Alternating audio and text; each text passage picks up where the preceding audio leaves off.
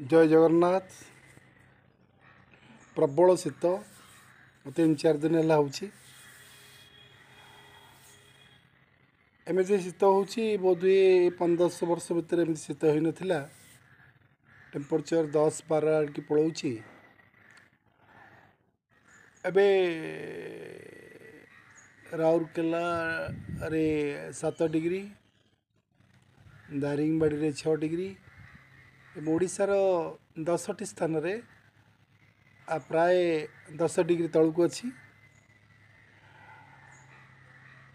शीत दिने तो शीत हवा कथा, किंतु साधारणतः आम कार्तिक मार्गशीर मसरे शीत हुए, किंतु एबे टिके डेरी होती शीत हवा। तथापि शीत हवाटा शरीर पे भल।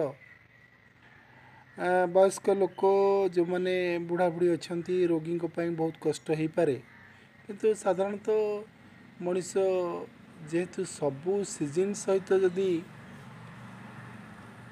निजको खाप खुआई न चलो बोधे रोगाक्रांत हो सहजके। तो आम जो खाद्य खाऊँ सबू तो पेस्टिसाइड जोटा कि पीड़िया दिया एवं जैविक सार कम एवं आमर आधुनिक सार व्यवहार बेसी होची।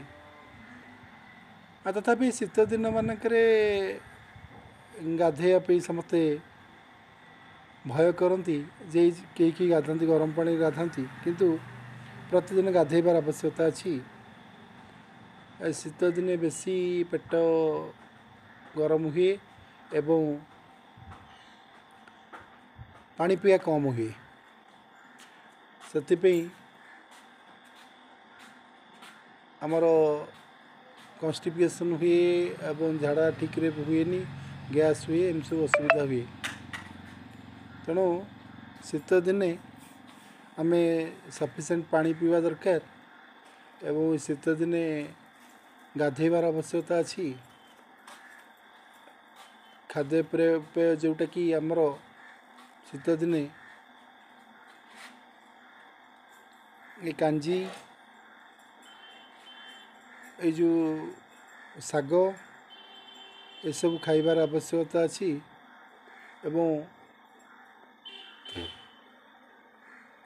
ये शीत दिन शारीरिक व्यायाम किसी करवा निहा दरकार। बेले बेले कौन हुए ना शीत हो किए शोब शोपड़ उठीजा उठवानी आउ टे शोपड़ा एमती जहाँफल कि मनीष पुणी रोगाक्रांत हो जाए।